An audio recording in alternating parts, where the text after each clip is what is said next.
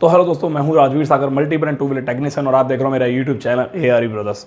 इस वीडियो में मैं आज आपको क्लियर कर दूंगा कि जो नॉर्मल सीसी की गाड़ियां हैं 220 सीसी से नीचे की, उन सभी गाड़ियों के इंजन के पार्ट्स की एक कॉस्ट के बारे में आपको बताऊंगा। एक कॉस्ट के बारे में, क्योंकि ना काफ़ी सारे लोग हैं जिन्होंने यूट्यूब पे वीडियो डाल रखी है ऑन दी और बहुत तरीके से अलग तरीके गुमराह कर रखा है। तो भाई मैं नहीं जानता क्या है क्या नहीं है, बस मैं आपको ये बताऊंगा कि मेरी वर्कशॉप के अकॉर्डिंग मेरा जो एक्सपीरियंस है उसको आपको समझना चाहिए और आपको जानना भी चाहिए कि इंजन में जो पुर्जे होते हैं एक्चुअली में वो कितने के आते हैं। एक आइडिया दूंगा आपको मैं, ठीक है। इस वीडियो में मैं जो भी आपको रेट बताऊंगा ये एक आइडिया होगा, एक्जैक्टली कोई रेट नहीं होगा, पर जो भी मैं आपको रेट बताऊंगा उसके लमसम आसपास वो होगा। तो ज़्यादा देरी ना करते हुए वीडियो स्टार्ट करते हैं और बताते हैं आपको काफ़ी सारी जानकारी। सबसे पहले तो पिस्टन का झोल है। भाई पिस्टन का बहुत बड़ा झोल है कि पिस्टन कितने का आता है। सबसे पहली चीज़, 2 पॉइंट होते हैं हमारे। देखो, हर बाइक या हर स्कूटी के अंदर एक पिस्टन लगा होता है, जैसे कि सभी को पता है। 4 स्ट्रोक की बात कर रहा हूँ मैं। अब वो पिस्टन जब चेंज कराते हैं हम तो 2 पैटर्न होते हैं, या तो पिस्टन चेंज करवा लो या फिर पिस्टन की पूरी कंप्लीट सिलेंडर की डलवा लो। देखो यार, अगर मैं बात करूँ होंडा की गाड़ी की, एक्टिवा की, तो होंडा की जो ब्लॉक किट है, पूरी कंप्लीट ब्लॉक किट है। मैं ज़्यादातर अगर होंडा की एक्टिवा की बात करूं तो जितने भी होंडा की एक्टिवा है या स्कूटियां हैं, हीरो की, होंडा की, यामा की, सुजुकी, जितनी भी स्कूटियां हैं, उन सभी स्कूटियों के अंदर देखो, स्कूटी के अंदर खास चीज़ होती है क्या। स्कूटी का इंजन जैसे कि सबको पता है एयर कूल्ड इंजन है, ठीक है ना। पर एयर कूल्ड क्या होता है? एयर कूल्ड होता है जिस इंजन को प्रॉपरली हवा मिले, प्राकृतिक हवा जो होती है वो मिले, ठीक है। 2-3 प्रकार के ऑयल कूल्ड, लिक्विड कूल्ड और एयर कूल्ड, ठीक है। अब ये जो एयर कूल्ड होता है ये इंजन पूरा खुला रहना चाहिए, जिसकी वजह से इंजन बढ़िया रहता है। अब बाइक और इंजन के मामले में दोनों को कंपेयर किया जाए तो बाइक का जो इंजन होता है वो जो स्कूटी का इंजन है उसके मुकाबले कम हीट होता है, क्योंकि बाइक का इंजन विजिबल होता है और स्कूटी का इंजन इनविजिबल होता है, अंदर की तरफ ढका होता है और वो पूरी बॉडी की वजह से वो कवर होता है और ज़्यादा हीट करता है। अब स्कूटी का जो इंजन होता है वो ज़्यादा हीट की वजह से उसमें पिस्टन बोर कामयाब ज़्यादा नहीं होता है।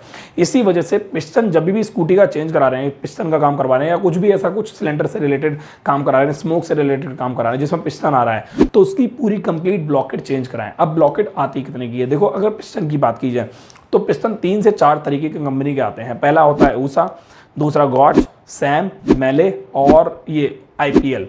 ये IPL की कंपनी का जो पिस्टन है ये अभी अभी आया है, जहां तक मुझे लगता है, पहले नहीं आता था। पर जो सबसे पुरानी कंपनी है वो है ऊषा और सैम।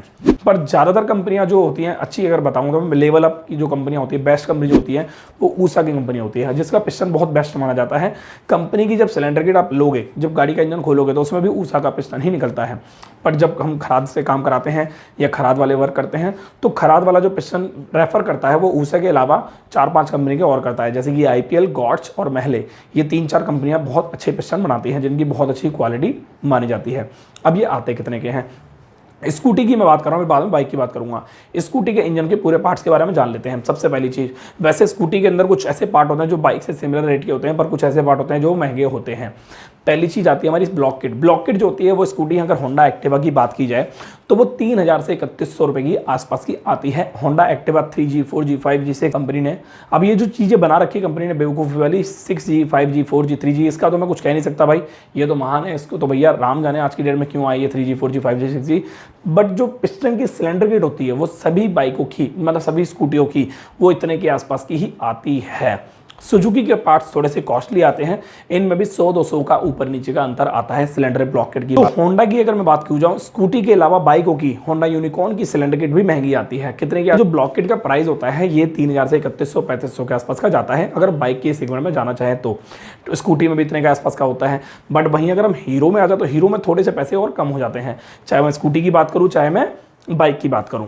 अब मैं बात करता हूं पिस्टन की, तो पिस्टन की जो रेंज होती है उसमें कोई कम ज़्यादा का अंतर 100-200 रुपये का ही आता है। जैसे कि होंडा का अगर पिस्टन स्कूटी का लेना चाह रहे हो तो 600 रुपये के आसपास का आपको बढ़िया ऊषा का पिस्टन आपको मिल जाएगा, जिसमें कुछ डिस्काउंट हो जाता है। बट अगर पिस्टन की बात की तो सिर्फ पिस्टन के अलावा और भी चीज़ें होती हैं, जैसे कि क्या, जैसे कि पिस्टन बोर कराना होता है। अब पिस्टन बोर जब होगा तो 100-150 रुपये तो खराद वाला ले ही लेता है। अब खराद वाला पिस्टन बोर के पैसे लेगा प्लस 100 रुपये, वो 500 रुपये के आसपास का, 600 के आसपास का पिस्टन हो गया, तो वही 700-800 रुपये के आसपास का आपको पिस्टन पड़ जाता है। एक जेन्युइन रेट बता रहा हूँ आपको मैं। बाकी ये जो रेट होते हैं, MRP जो होती है वो ऊपर नीचे होती रहती है। जैसे कि 2018 की MRP अलग थी, 2019 की MRP अलग है और 2020 की MRP अलग होगी।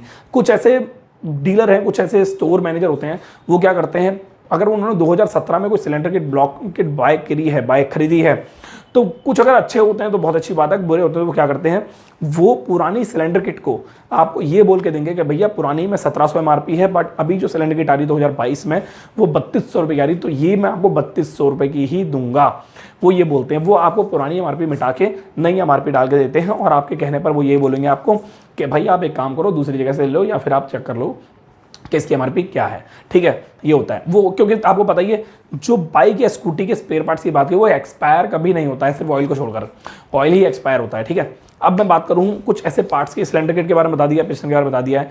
जितनी भी गाड़ियां हैं, जितनी मोटरसाइकिल हैं, जितनी भी 220 से नीचे की जितनी भी हैं, उन सभी के आराम से R15 को छोड़कर, सिर्फ R15 को छोड़कर, ठीक है, और ये जितनी भी गाड़ियां हैं मोजो पोजो इन सब को छोड़कर, पिस्टन आराम से 1000 रुपये से नीचे के सारी गाड़ियों के आ जाते हैं। अगर ब्लॉक किट 3 से 3500 के आसपास की आ जाती है। अगर मैं पल्सर 200 NS RS की बात की जाए तो उसकी 5000 के आसपास की सिलेंडर ब्लॉक किट आती है, 4000 के आसपास की भी आती है। अलग अलग कंपनियां होती हैं, बजाज की कभी 4000, 4500, 5000, 6000 के आसपास की आती है। KTM के मैं बात करूँ तो KTM थोड़ा सा ऊपर की रेंज हो जाती है, उस बारे में मैं कभी किसी और वीडियो में डिस्कस करूंगा। अभी बात करते हैं पिस्टन के अलावा और भी चीज़ें। देखो, जब इंजन का काम होता है तो इंजन के काम में पिस्टन के अलावा और भी चीज़ें डलती हैं, जैसे valve, wall seal, wall guide. अब ये वॉल सील, वॉल गाइड क्या चीज़ है? वॉल जो होते हैं वो हर किसी 4 स्ट्रोक स्कूटी और मोटरसाइकिल में लगते हैं। अगर मैं होंडा की बात की जाए, हीरो की बात की जाए, या TVS अपाचे की बात की जाए, बजाज की बात की जाए, तो ज़्यादातर गाड़ियों के जो वॉल्व होते हैं तो 300-350, 400 रुपये तक के आ जाते हैं। बट किसी किसी गाड़ी में आपने देखा होगा 4 वाल भी लगते हैं, 3 वाल भी लगते हैं, तो उनके थोड़े से वाल कॉस्टली पड़ जाते हैं, क्योंकि वाल जिसमें 4 होंगे तो 4 वाल लेने पड़ेंगे आपको, और जिसमें 3 होंगे तो उसमें 3 सेट लेना। 3 वाल का मतलब होता है टोटल आपकी गाड़ी में 3 वाल हैं और आपको 2 अलग लेने पड़ेंगे वाल, 1 अलग ले, तो ये सिस्टम उसमें होता है। कुछ वाल छोटे होते हैं और कुछ गाड़ियों में वाल बड़े होते हैं। फॉर एन एग्जांपल, इनलेट वाल, एग्जॉस्ट वाल, तो दोनों के अलग अलग साइज होते हैं, पर पूरा एक सेट आता है। जैसे किसी गाड़ी में 2 वाल लगे हैं तो आपको ये नहीं बोलना कि 2 वाल दे दो या 1 वाल दे दो, आपको ये बोलना है इस गाड़ी के वाल दे दो, तो वो 2 का सेट आपको दे देगा। उसके साथ अलग से वाल सील भी लेनी पड़ती है। वाल सील भी आराम से आपको 50-60 रुपये की, मैक्सिमम 80-100 रुपये के आसपास की वाल सील हर गाड़ी की मिल जाएगी। अगर आप इसी नॉर्मल बाइक में जा रहे हो तो 100 सीसी, 150 सीसी, 125 सीसी, 135 और ये 110 सीसी, ये सब चीज़ों की गाड़ी में आराम से आपको मिल जाएगी। ठीक है, टाइम इंजन की बात की जाए, किसी भी गाड़ी की टाइम इंजन आराम से आपको 400 से 450 रुपये के आसपास की मिल जाएगी। 500 रुपये की रेंज में लेके चलता हूँ, आराम से मिल जाएगी। और अगर बहुत महंगी गाड़ी है तो आपको आराम से, महंगी मतलब क्या है, 220 आपकी नज़र में महंगी है? नहीं, 220 की भी टाइम इंजन 350-400 रुपये के आसपास की आराम से आ जाती है। पिस्टन भी आपको 600-700 रुपये के आसपास का ही पड़ता है इन सभी गाड़ी को, अगर आप ऊषा का ले रहे हो तो। बाकी पिस्टन बोर कराओगे तो उसके पैसे अलग लगते हैं। उसके अलावा अगर बात की जाए आपका बहुत सिंपल वे है स्पार्क प्लग की, तो स्पार्क प्लग जैसे कि आप सभी को पता है, कॉमन सी बात है, हर गाड़ी में सिमिलर स्पार्क प्लग होता है। बस स्पार्क प्लग में 2 ही चीज़ होती हैं, एक छोटी चूड़ी, एक बड़ी चूड़ी। दोनों ही स्पार्क प्लग 100 रुपये के आसपास के आराम से आ जाते हैं। TVS की जो गाड़ी का स्पार्क प्लग होता है वो 110 से 115 रुपये के आसपास का आता है। ये सारे रेट एक आइडिया है, एग्जैक्टली कोई रेट नहीं है, क्योंकि MRP ऊपर नीचे बढ़ती रहती है, कम होती रहती है। इंजन ऑयल सिमिलर है, जब को पता है 300-350 में बढ़िया से बेस्ट इंजन ऑयल आपको मिल जाएगा आराम से।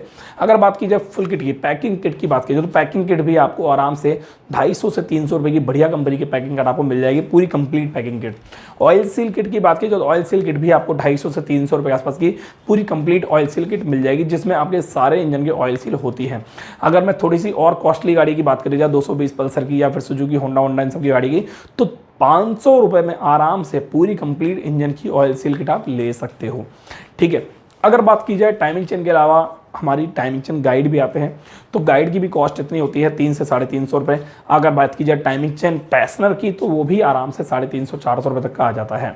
अगर मैं बात की जाए इंजन में, जब इंजन डैमेज हो जाता है, हमारा इंजन सीज मार जाता है, तो इंजन में जो ज़्यादातर पुर्जे खराब होते हैं वो कौन कौन से होते हैं तो मैं आपको बता देता हूँ। ये किसी भी बाइक के लागू होता है, किसी भी, यामाहा, सुजुकी, TVS, बजाज, किसी भी बाइक की बात कर रहा हूँ मैं। अगर आपकी गाड़ी का इंजन बहुत डैमेज हो गया है, पिस्टन सीज मार गया है, टूट गया है, तो ज़्यादातर जो पुर्जे इंजन में खराब होते हैं वो होती है क्रैंक, जो कि नॉर्मल सी बात है, रिपेयर हो जाती है। अगर आप चेंज कराना चाहते हो तो आराम से किसी भी इजीली गाड़ी की 4,500 से 5,000 रुपये की क्रैंक असेंबली पूरी मिल जाती है। और अगर हीरो की बात की तो 3500-3000 के आसपास की, 2500 के आसपास की क्रैंक आपको मिल जाएगी किसी भी बाइक की। थोड़ी महंगी जो गाड़ियाँ होती हैं वो यही होती हैं, होंडा की यूनिकॉर्न, CBZ एक्सट्रीम, हंक, और अपना पैशन प्रो की सस्ती आती है, पैशन प्रो, स्प्लेंडर, इनकी क्रैंक लगभग सेम होती है। जो एक्स्ट्रा गाड़ी आ रही है उनकी भी क्रैंक लगभग सेम ही है, बस थोड़ा सा ऊपर नीचे का फर्क आता है 100-200 रुपये का। बाकी क्रैंक आपको 5000 से, मैक्सिमम प्राइस बता रहा हूँ, 5000 से नीचे की सारी गाड़ियों की क्रैंक आपको मिल जाएगी आराम से एकदम। जो सिंपल गाड़ियाँ, जो सिमिलर गाड़ियाँ होती हैं, ठीक है। अगर बात की जाए पिस्टन के अलावा और क्रैंक के अलावा और क्या ख़राब होता है, पिस्टन जो कि मैंने आपको बता ही दिया है, उसके अलावा होती है हमारी टाइमिंग चेन, ज़्यादातर गाड़ी में होता है ख़राब है। टाइमिंग चेन के अलावा होती है हमारी केम शाफ्ट के बैरिंग, और साथ में केम शाफ्ट के साथ जो लगे होते हैं रॉकर, ये दोनों चीज़ें। केम शाफ्ट किसी भी गाड़ी की 1000 रुपये की केम शाफ्ट आराम से हीरो की जनरल आ जाती है 1000 रुपये के आसपास की। मतलब ये है कि अगर आप 1000 रुपये से दोगे तो आपको वो 200-250 रुपये वापस दे ही देगा केम शाफ्ट के देने के बाद। केम शाफ्ट जब ज़्यादातर जब खराब हो जाती है, अगर आपको लगता है सही है तो उसके बैरिंग चेंज कर दो, बैरिंग 250-300 रुपये का उसके बैरिंग आ जाते हैं आराम से। रॉकर अगर बात की जाए तो किसी में 4 रॉकर होते हैं, किसी में 2 रॉकर होते हैं। जैसे ही आपको भी थोड़ी देर पहले बताया था 3 बाल किसी में होते हैं, 4 बाल के। तो जितनी गाड़ी में जितने बाल होते हैं उतनी ही गाड़ी में उतने रॉकर होते हैं। ऐसा मतलब ये नहीं कि 4 वाला 4 रॉकर होंगे, नहीं, 4 बाल होते हैं तो 2 ही रॉकर होते हैं, पर वो चारों आपस में जुड़े होते हैं, ये सिस्टम होता है। चारों वाल वाली गाड़ी में जो रॉकर आप लोगे थोड़े कॉस्टली पड़ेंगे, 2 वाल वाली अगर गाड़ी है तो उसमें रॉकर थोड़े सस्ते पड़ेंगे। पर जहाँ तक मेरा आइडिया है 500 से 700 रुपये के आसपास के बीच में रॉकर आपको आराम से इजीली अवेलेबल हो जाएंगे। जेन्युइन की बात कर रहा हूँ मैं, ठीक है। उसके अलावा अगर बात की जाए गाड़ी के अंदर होता क्या, मेन बैरिंग होते हैं, क्रैंक के चेम्बर बैरिंग होते हैं। ये बैरिंग की अगर बात की जाए तो पूरी गाड़ी में जितने भी बैरिंग होते हैं ज़्यादातर जो खराब होते हैं वो 4-5 बैरिंग होते हैं। मेन बैरिंग, चैम्बर के बैरिंग और साथ में क्लच शाफ्ट जो कनेक्ट होता है वो वाला बैरिंग। तो ये बैरिंग की कॉस्ट भी आराम से आपको 500-700 रुपये के आसपास की पड़ जाती है अगर आप सिंपल स्प्लेंडर की गाड़ी ले रहे हो। अगर आप मैक्सिमम महंगी गाड़ी ले रहे हो, होंडा यूनिकॉर्न, साइन वाइन, तो इनके बैरिंग 1500-1600 रुपये तक के आपके सारे बैरिंग आ जाएंगे, 4 से 5, मैक्सिमम 2000 रुपये मान लो, 2000 रुपये तक आ जाएंगे। अगर मैं पूरी कॉस्ट लगाऊं, पूरे इंजन की कॉस्ट, तो आराम से एक इंजन का सामान अगर ज़्यादा से ज़्यादा भी खराब होगा इंजन सीज होने पर, तो एक मैकेनिक अपनी लेबर के साथ आपकी गाड़ी का इंजन 12 से 12,500 रुपये में पूरा इंजन फिट कर देगा। अगर स्प्लेंडर की बात की जाए तो विदाउट लेबर 7,000, 7,500, 8,000 में फिट कर देगा। अगर वो लेबर लेता है अलग से तो बात अलग है।